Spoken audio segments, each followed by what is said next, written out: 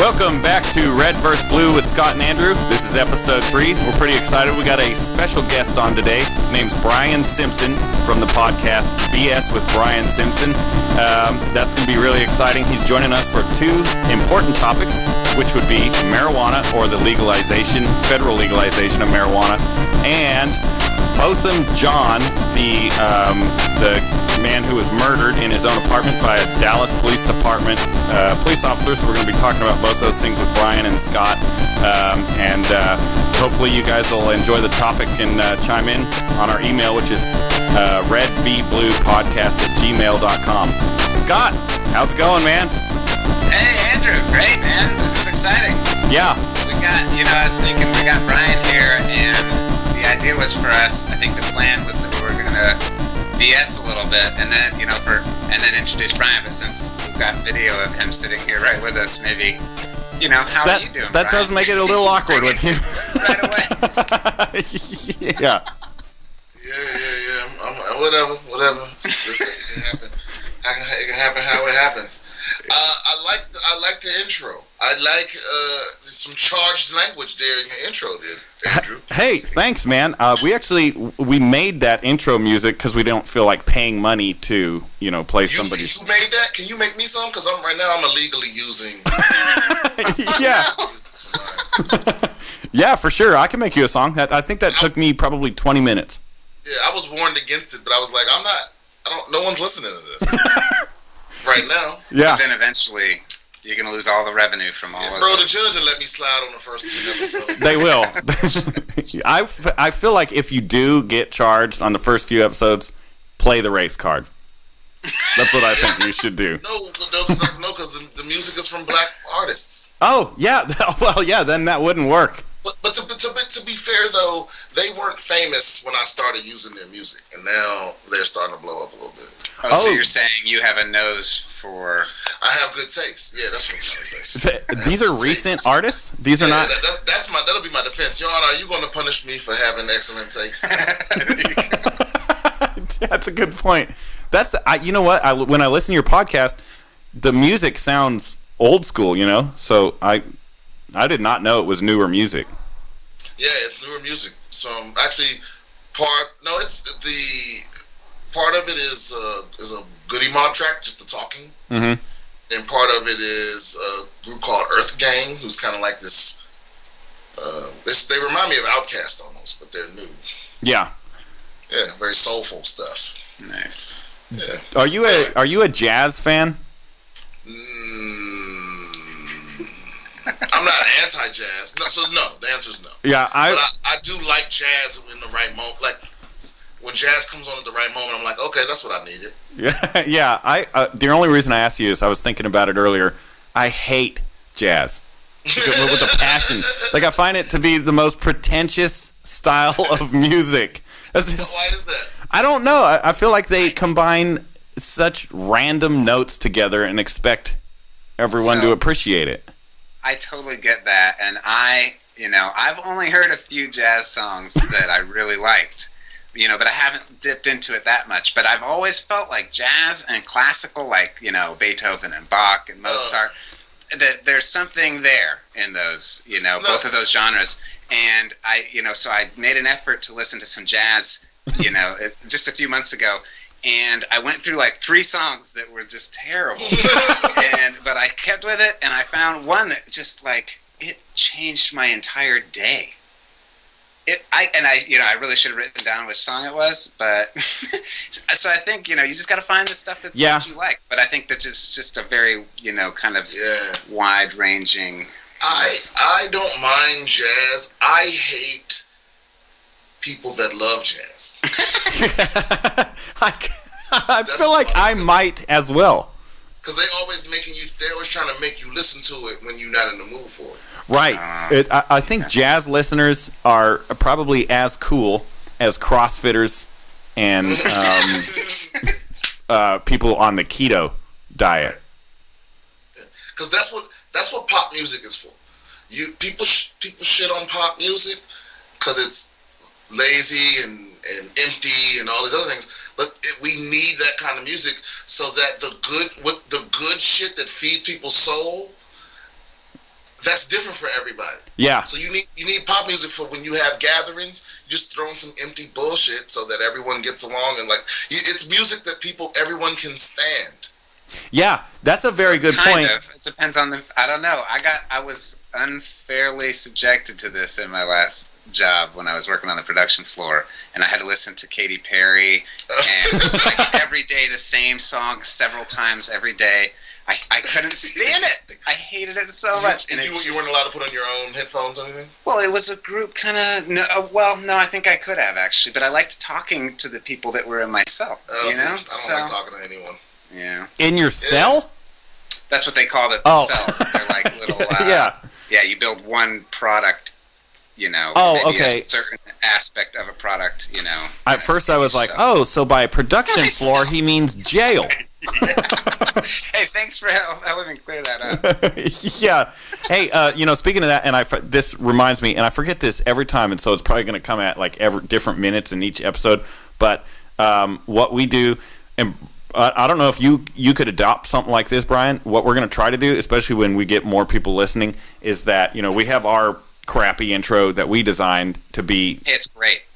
We have our amazing intro that we designed to be the intro and outro, but we ask that people, if you're a musician or if you have music that you have the rights to and you want it to be heard on a different platform, send it in to us. We'll play it, and then you'll get plugged, and other people will hear your music, and that's a way for us to have different music as an intro, outro, so we and other people don't get bored, and you get your music heard. So send it over. redvbluepodcast@gmail.com. You did come up with a name. Yeah. With your help. I thought my idea was Brian's better. idea was Smarter Than You with Scott and Andrew. Man, I have to say, every time I have to tell somebody that name, I would get embarrassed. I would. I know it now. I didn't at the time, but I know now. Because Smarter Than You is more Andrew than Scott. It's more his personality than yours. Well, even Andrew would, I think, probably like... I probably... It would... You know what? I did like the name a lot. I guess I never considered having to tell it to someone. I never considered that. Yeah, right. Because I did realize when I tell people, I think it's his perfect name. I think it's great. Red vs. Blue is fine. Yeah, right. Yeah. Even though, but that's kind of weird because I don't think Andrew is red, though, is he? Yeah, he's a Christian conservative. Yeah, I'm pretty red. Yeah. Oh, okay. All right. I guess you're right. I mean, there's the only ones I really know. There's stuff where we talk about religion and to the extent that it relates to politics. Really, I guess we might get more into it later, but it is mostly a red versus blue thing. Okay. Yeah. It helps that we also disagree about religion. Hey, and you know what? I don't know why I just thought of this, but before we get into it, I was thinking the other day I was telling someone about our podcast. And I don't know if you've encountered this yet, Brian. It's really annoying, especially when you're nobodies like Scott and I right now. And so you tell people about it, and they're like, "Oh, that's so cute. You guys have your own little show that you're doing." And you're like, nah, what? Yeah, no. The immunities, they try to like belittle your shit. Yeah. No, people do that. People do that with my whole career. Do they really? Yeah.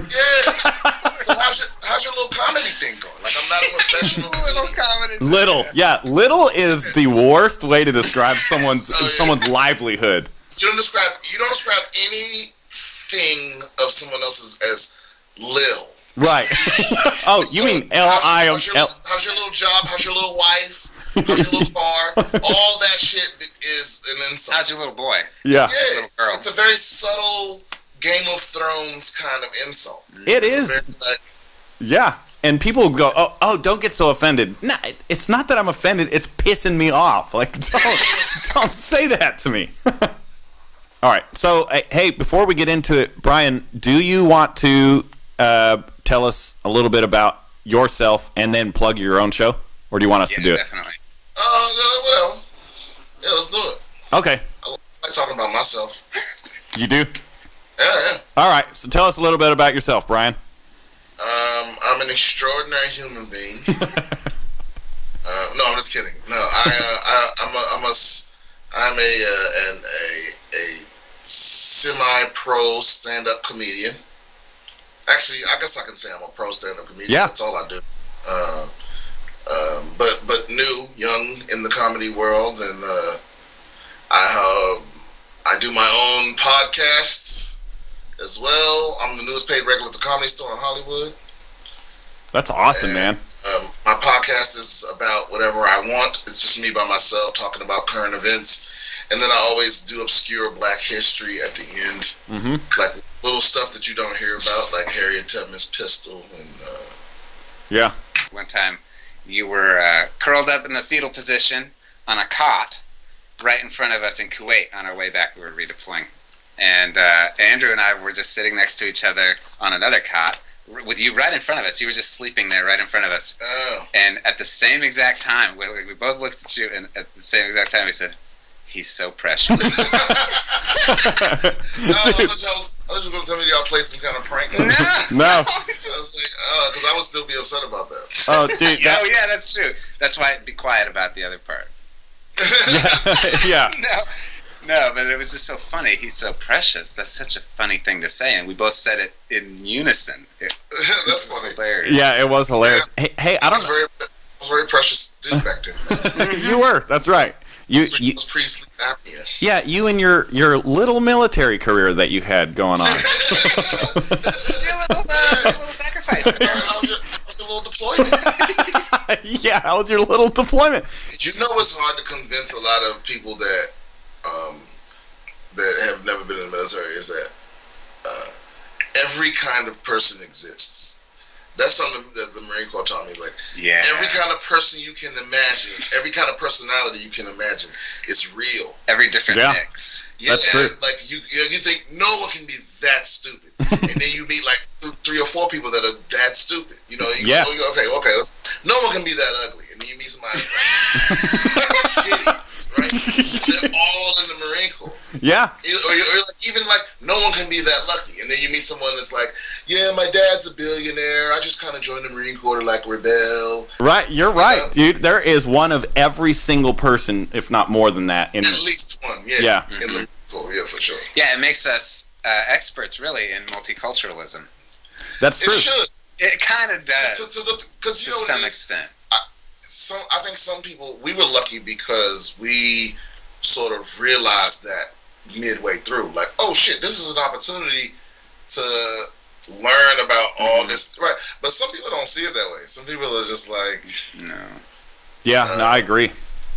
Dumb. But I think you get a little bit more of it in the Marines. You get kind of just absorb intense personalities and people who are just... Yeah, I think the military in general is the ultimate melting pot. Yeah, well, so is the United States, and so the United States military. Yeah, but I think the difference is that in the military, you sort of, not only do you meet other cultures, but you suffer with them too. Yeah. Yes, that's a perfect way to put it. Yeah. Yeah, so you deal with bullshit with people from other cultures, and that makes you. That's how you learn about. You get to complain together. Yeah, you get to complain. Yeah. You get to sometimes plot revenge together. Yeah. Well, you guys want to get into the topic? Yeah, let's do it. The topic. Let's go. Okay, so the first one is marijuana. I guess we can phrase it as the federal legalization of marijuana. I thought you were going to call it reefer madness. Yeah, that's true. Reefer does cause people to commit heinous crimes. So, well, only if they inject it is what I hear. Right. Once you get to the needles. And you don't, as a Republican, you don't have to believe that anymore, Andrew. Really? Because John Boehner joined the board of a recreational marijuana, Oh yeah. John Boehner's corporation. Yeah. I don't really. It's just funny because now that there's some, serious financial incentive for him. Yeah. Because that's a really lucrative job, getting a seat on the board of directors of a major corporation. Mm-hmm. You don't have to do shit, and you make a serious amount of money. That's what these guys do. And now he's like, okay, yeah, after like all of his time in power, for the country to really come together about it, it will have to be Trump. If Trump came out pro-marijuana, that would change the game. He already kind of did. No, but I'm talking about assertively, not hinting at it, not dancing around it. I'm talking about like as an advocate, not just like a passive tepid response to it. Yeah. It's like he comes out strong. Like, no, this should be. And he totally could as a weapon against the opioid. Dude, that would make crisis. That would make a lot of liberals' head explode. Well, yeah, you got to take your victories where you can get them, though. That's the thing, you know. Some people don't want that. I guess I didn't say it. I do think that marijuana should be legalized. I do think that. Yeah, well, I was going to ask you if that's is that a new revelation that you think it should be? Yeah, how long have you thought that? Probably a year or two. So fairly recently, you know. So what was the thing that changed your mind? Did it help a family member with cancer or something? No, I just don't care enough. I started to take like this sounds ridiculous, but like a personal inventory of stuff that I care about, or stuff that means that actually, or stuff that's trivial to me. And I think that seems like a good thing to do. Yeah, that doesn't sound weird at all. I don't know. I guess I just thought that and then moved on. But you know what? I guess, but you're in Texas, right? Mm-hmm. Yeah. So it's like, I think it's weird too, because the people you're around, maybe that would sound weird to them. Like the people you see on a regular, everyday basis, if you were like, I'm taking a personal inventory, they would be like, queer. Or Yeah. I think you're right. The people from work would be like that. The people that I go to church with, they would be like, "Oh, that's great, Andrew. That's what you should be doing that every week." And I'd be like, "Oh, good. I'm glad somebody agrees with me." But yeah. So probably a couple years, I thought, man, I just don't care. I don't think it has any negative effect. I mean, it doesn't. Yeah, it doesn't bother me at all. So actually, I think there's more negatives to it being illegal. Right. Yeah, definitely. Yeah. All the people spending time in prison for this.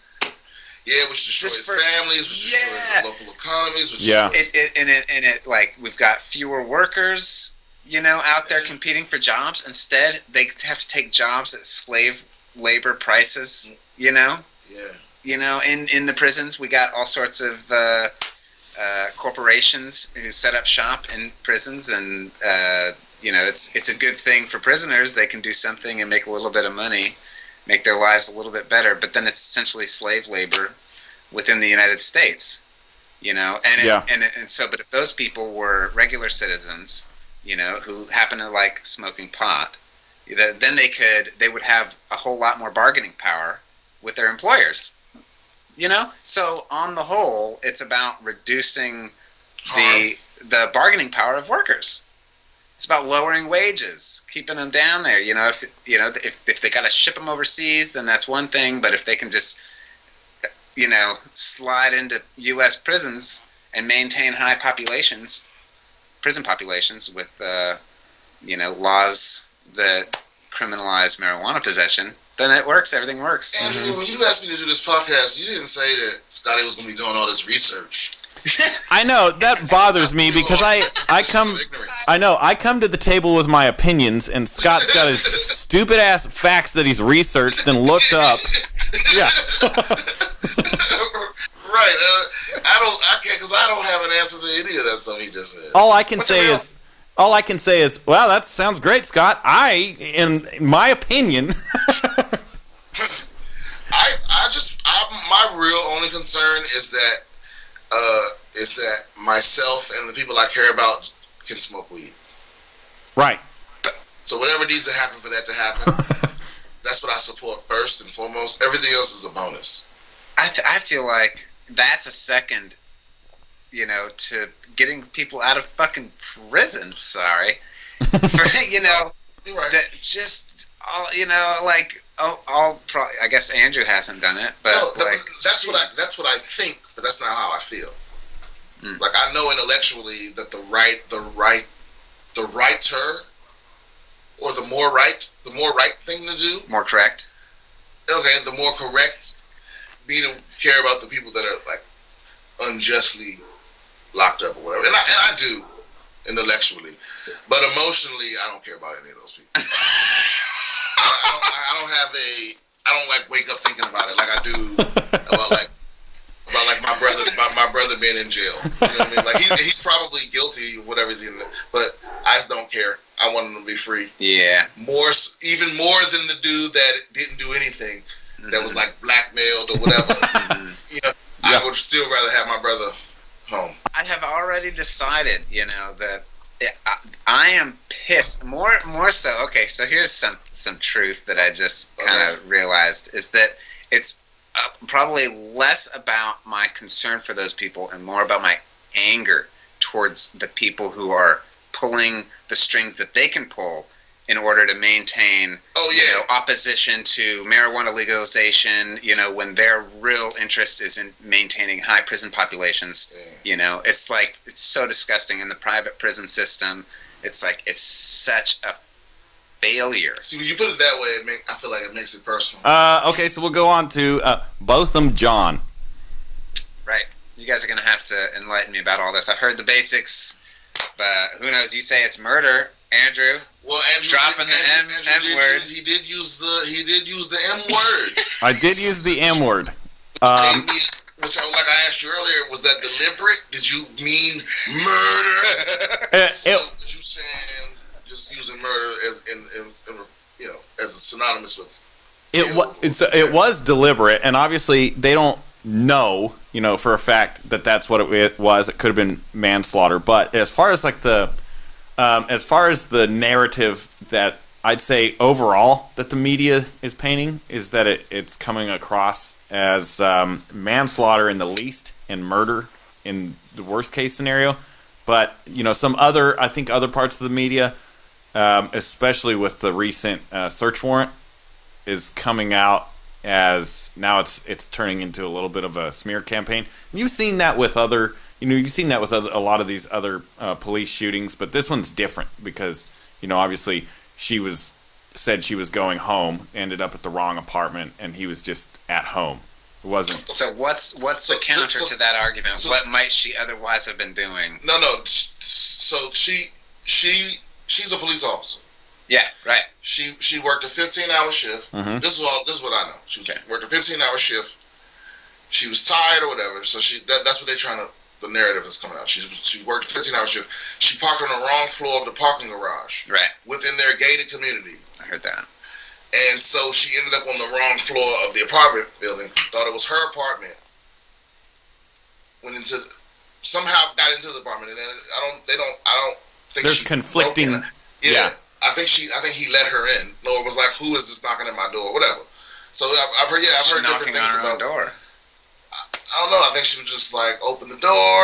There's, like you said, there's conflicting reports about how she actually got in, but there was no forced entry. So whatever. So anyway, he ends up dead, and she claims that she thought she walked into her apartment and saw an intruder and killed him.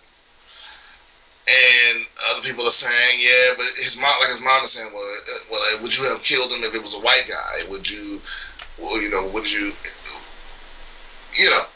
So anyway, now it's starting to come out that they searched his apartment and they found marijuana. Okay. Well, this kind of ties together, right? Because they're using marijuana to try to make it seem like he was some kind of seedy person, even though it was his fucking house. Yeah. Right. Can you imagine that if someone comes into your house? Because that's the thing. I have done this before. I've walked into the wrong apartment maybe a couple of times. Wow. I have also I've opened the wrong... Tried to open the wrong door of a different car. Oh, right, the wrong car. I have definitely walked into the wrong restroom. If it's true that if the one narrative is true that his door wasn't... Because, Brian, did you see that where they were saying... She said his door was cracked open. And so she just pushed it open.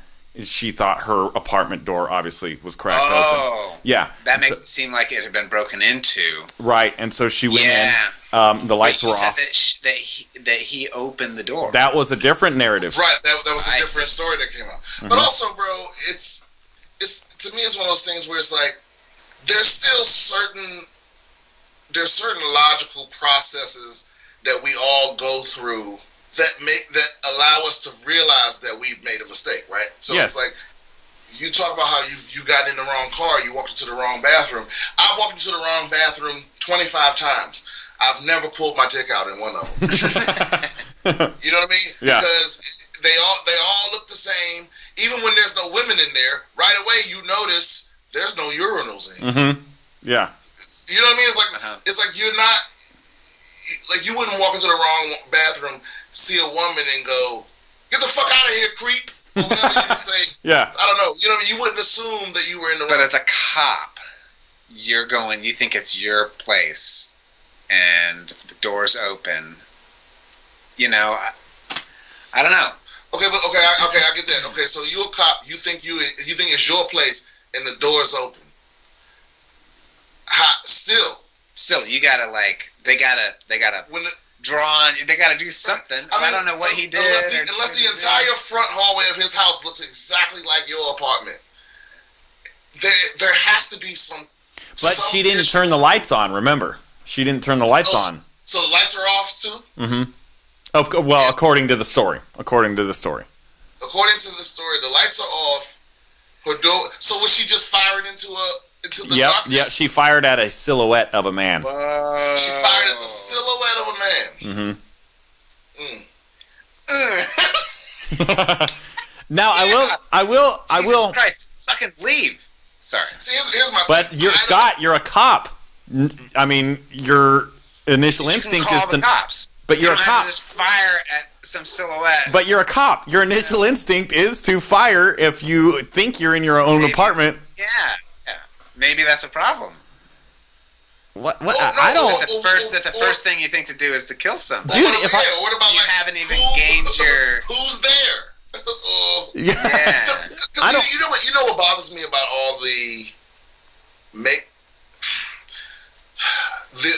people that are just instantly quick to defend cops is that, don't y'all remember when we were deployed, we had rules of engagement. Yes. Yeah. Right? And it was so difficult. It was so much shit that had to be true before you could fire your weapon at something. Even stuff where you would be like, that's definitely a danger to me. Mm-hmm. Right. You still had to get permission and tell, so it's like there was a 10-day. There was a 10-day waiting period before you could even fire back upon them. Yeah, it was ridiculous. I don't understand these, because to me it's like, okay, listen, fine. I don't think that lady hates black people. I don't think she left work that day thinking, you know what, I'm gonna kill me a darkie or whatever. But I feel like this: if we're going to give a certain segment of society the ability, because this is what cops are, they are given the exception that them and them alone, and also white dudes from Florida, if you are afraid for your life, you can take a life. That's the only segment of the population that's allowed to do that. It's Floridians and police officers everywhere. So white Floridians, right? So far, the theory hasn't been tested. So it's like, no, there's never been a black stand your ground. I thought it was one recently. It was black stand your ground, and they didn't apply apparently. Oh, because no one got shot. Oh, okay, maybe I just. Yeah, the one I saw. Okay, anyway, we can talk about that. But I just hold on. Where was I? Sorry. You were saying white Floridians and cops. Right. I'm saying if we're going to give a certain segment of the population that sort of power, then at the very least it has to be taken away for something like this. If you being afraid, because it's not about whether your life it's not about whether your life is in danger. It's about whether you feel like your life is in danger. Yeah, that's right. So if you can't make it through a situation like this without feeling like your life is in danger, then you can't be a cop. That's how I feel. Right. Like because you can't have it both ways, right? It's like you can't have, and maybe a little bit of his jealousy. I wish I could kill people that scared me. And I agree with you, but I'll just play devil's advocate and say, if I come home, now this is coming home to my own home. So just for sake of argument, she thought she was coming home to her own home. And so if I come home to my real home, which I assume is my home, and I walk in and the lights are off and I see a silhouette, somebody is going to die. Either me or I am going to shoot. Okay, let me ask you this. And then they'll be like, it was a surprise party. But again, like I like that because I like your joke, because that's a real, it's the same reason. It's the reason why you're not allowed to set landmines up in your home. Yeah. You know what I mean? It's you have because a duty of reasonable care to anyone who enters your right, property. because anyone could walk through. So it's like I get it. Because if all those things are true, which I doubt, and again, like I said, I don't think this lady's a hateful person, but I think she fucked up. Yeah, I do. Yeah, you can't just get away with screwing up like that, because then it's just an excuse that anybody can use. Well, I thought I walked into I thought for sure. Because you know what? Can you imagine? If someone? Because look at it the other way, Andrew. Say someone broke into your house and shot you and was like, "Oh man, I thought this was my house." Yeah. I probably like, "Oh, you're a cop. That's okay." It's like there has to be some reasonable pause between I'm going to murder anything I see and something ain't right here. You know what I mean? Yeah. I don't know. You know what? I'll just say this as like if you want to say anything else about it you can, but as for the last thing I'll say about it is I like your approach to it. Because I feel like it's extremely logical and it's pretty I think it's a fair reaction to it, and I'm seeing this across the board on Facebook posts where they have like already 13 to 15,000 comments of people arguing about it, and one in particular, and like I said, I'm seeing it across the board, not just from black people, but white, black, Mexican, and mainly from people that seem like they just hate cops in general. But I saw a video of some girl who lives at that apartment complex, and she has the door wide open, all the way, 90 degrees, and she goes, "Look, there's no possible way that door was left open. Watch what happens." She lets it go, and it does the full swing, and bam, slams shut. And she's like, "See, it's impossible. Door couldn't have been open." And everybody's like, "Yeah, those racist cops. Everybody's racist." Then one poor, of course he had to be white, one poor guy came out and he goes, "Hey, that's a really bad example. You got the door wide open. How about you leave it cracked open and then let it go and see if it doesn't shut all the way?" About 900 comments under his, "You racist piece of shit. Why are you defending her?" Yeah, I'm like, can't we just bring up a valid point? Can't anybody make a point? No, this is not the season for white dudes to make points. Yeah, we had 400 years. Y'all been making points for all the time. And now people are tired of it. Even if you're right, nobody wants to be correct about white dudes. Yeah. I had reservations about this whole thing. Who wants to listen to two white guys say what they think about politics? Wait, y'all are funny. I will tell you this: if I make a comment, and so I haven't commented at all because I just don't feel like getting into it with people. But if I make a comment on one of those things, and somebody gets pissed off about it, I'm not going to then once I start, I'm not going to stop. I'll just continue to comment until I wear that person down until they stop commenting. You know what? Sometimes I start into a Facebook thing, and then I'm like, you know what? I'm winning. I've already won because I'm better than you. Yeah. I'm not going to put energy into arguing. I'm sure that's a perfect way to convince them too. I'm sure. Just to tell them you're better. You can't win a Facebook argument. You cannot. It's impossible. It is impossible. I won one against Andrew actually. Also, yeah, because that guy could have just deleted his comment and went on about being a white dude, which is winning. Well, I feel like it was helpful to show that it was helpful to show that girl's video was crap. It was pointless. No, it's actually kind of unhelpful. Like in a lot of ways, you see it on both sides of the aisle, where you've got people like interviewing Bernie supporters and saying, "Hey, what do you think about this and that?" And then doing it all day, and then picking the stupidest answers, and then they do the same thing at Trump rallies, and then they're just like, "Look how stupid these people are. We are so right, because just look how wrong they are, But that's like beating down the worst arguments on the other side. That's the very worst arguments that you can find in a whole day, and you're like, "Hey, this is the best way to prove that we're right." Is to show that these people who clearly don't have any idea what they're talking about are wrong. That's true. He could have just... They're on both... Those people are on both sides, for sure. Well, and also, this is something else I know too is, and I get what you're saying, but you also have to understand too, like this didn't happen in a vacuum, right? Mm-hmm. So it's like, yeah, it was pointless to post that because it's like the people you talking to aren't, in their minds, it's like this is like the 30th time that a black dude that didn't do nothing was gunned down by a police officer, and this is just another in a long narrative. You're right. They always find a way to make it seem like they always find a way where the police officer did absolutely nothing wrong, no wrongdoing. Right. Not always. So, because some places, not everywhere. Because I noticed all of these types of incidents all happen in the same places. Mm-hmm. It's always Florida. I'm sure we all agree that it seems fishy. Something seems weird. I don't think it was racially motivated, which I think that there's a lot of that on social media going around. I don't think it's racially motivated, but it does something's off about it. I do think now that they're handling it, DPD's handling it incorrectly, and it's adding fuel to the fire. I don't think. Sure. No, but this is what I was talking about earlier. See, I don't think the racism is in that he was shot. Right? That's not the racism that people that think this is racism are complaining about. It's the reaction to the shooting. Right, the way they're handling it. Right, the way it gets handled. You know what I mean? It's like, because who's to say whether she would have shot him, whether he was white, if he was white.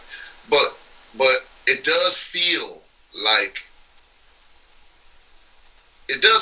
no matter what the circumstances were, whether the door was cracked or not, it does feel like this. Like, we all know how this is going to end. This lady's she's not gonna go to jail and nothing like that. You know what I mean? So it's like just another. It's like, yeah. So it doesn't matter what the circumstances are that come up that make you feel one way or the other. Old wound. You know what's gonna happen the same. Yeah, it's way. like there's not gonna be any justice at all. I mean, at the very least, she shouldn't be a police officer, but she probably still will be. You know, it's like so it just feels like this long line of. Well, yeah, it makes it worse when you keep getting. Hit with the same thing over and over, and it's like, oh yeah, really. Well, man, when it's resolved, I would love to come back and talk about it. When we find out the real shit, like when the final story comes out, yeah, we should come back and talk about it. Well, it's going to be, yeah, yeah. I just think it's really cool the way. So when you say it does feel like this, man, you can start a conversation off that. I could have a conversation about that. I'm sure Scott could. A lot of people could. You can't have a conversation with somebody whose immediate reaction to it is these white devils are killing our kids. And now, introducing Getting Philosophical with Scott Ferguson, starring Scott Ferguson as Scott Ferguson. Hey, so, okay, so on this edition of Getting Philosophical with Scott Ferguson, we're going to talk about, and maybe I should have done a little bit more homework about this, but there's like the thought experiment basically about the ship, and you replace one plank of this ship at a time. Right, it's the same ship. It's the same ship, right? So the ship's maybe, you could call it, Brian. Okay, and then, so, it's your ship, you love your ship, but basically, one of the planks, it's like rotting, so you gotta replace it, So I think, but most people would say that it's the same ship. I mean, do you think that's still, like, the identity of the ship, that's still, in your mind, it would be the same ship, right? Yeah. But then over time, you replace another plank. Right. And eventually, you've replaced all of the planks of the ship. Right. Is it still the same ship? Yes. So what makes you say that?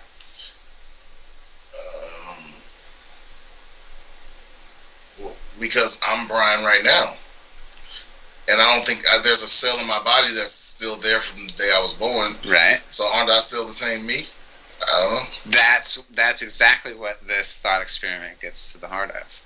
I think it came about before we realized the truth about or less recycling ourselves. Yeah, because I'm going to be the first one to sign up to get cybernetic parts and stuff. I mean, how much of my body do I have to replace with machinery before I'm not myself? Well, that's the very fundamental basis of the question of the self.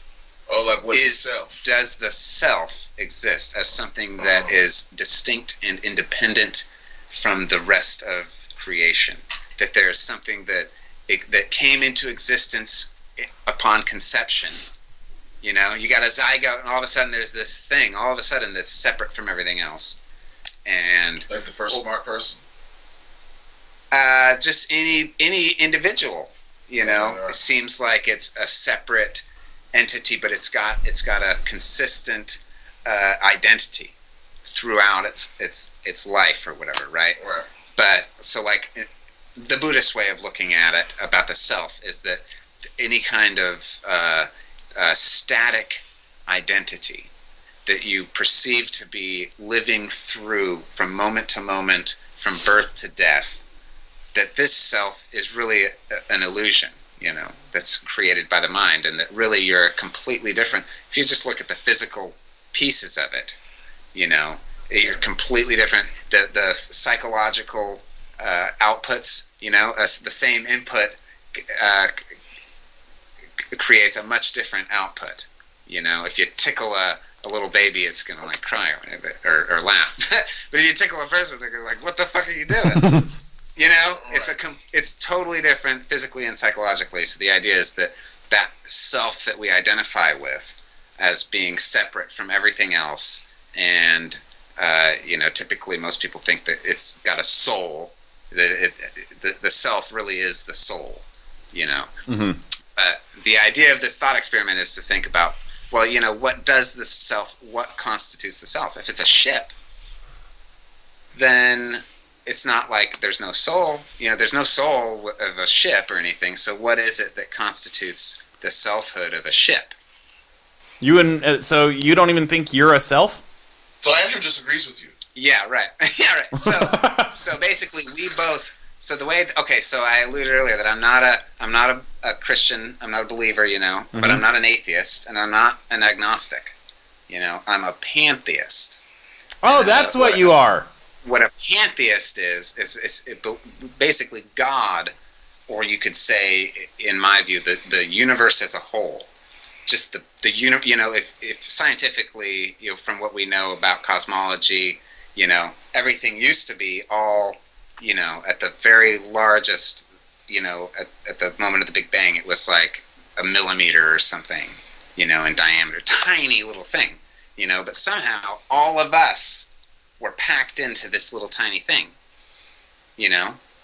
The universe isn't divided into me and you and Andrew and all of these individual humans and cats and dogs and things. The universe is just one big thing that experiences all life simultaneously, right? So like when Scott dies, you know, that's not that big of a deal to the universe, because the universe is still living Brian's life and Andrew's life and everybody else, you know, all the newborns, everything.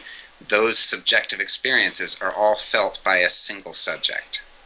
Yeah, which is God. The universe is basically spawn, and we are its cape. Right? There you go.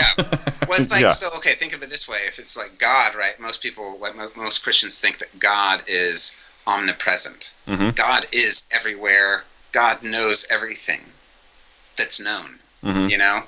And that would be true if God is the universe as a whole.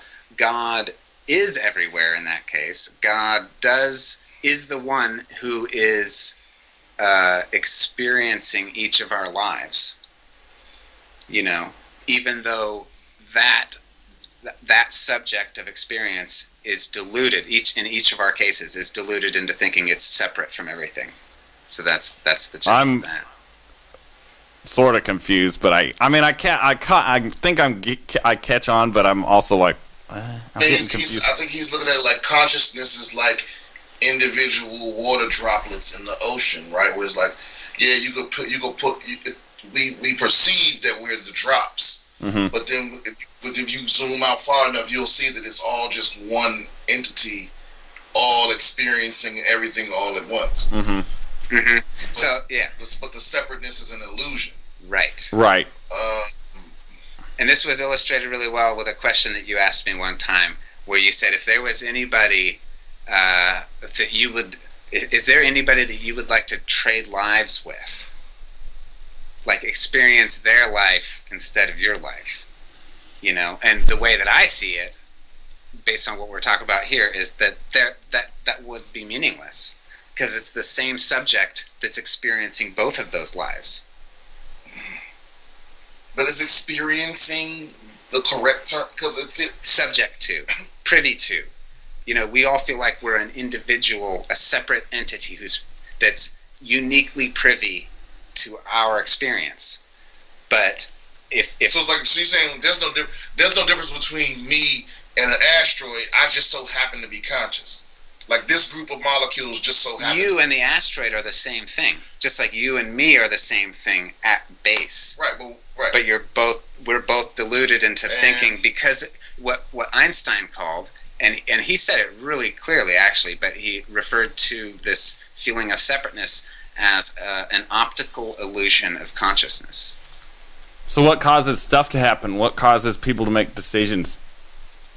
Brain activity. If you know, just inputs in the eyes and everything, and the way that we're wired to, you know, respond to our environment and recognize patterns and the language. I mean, I can't answer all of that. There's just so much going on in the brain, but that's my understanding, is that it is all in the brain. But we don't know. We don't know what consciousness is, really, right? Not yet. No, the hard problem's still up for grabs.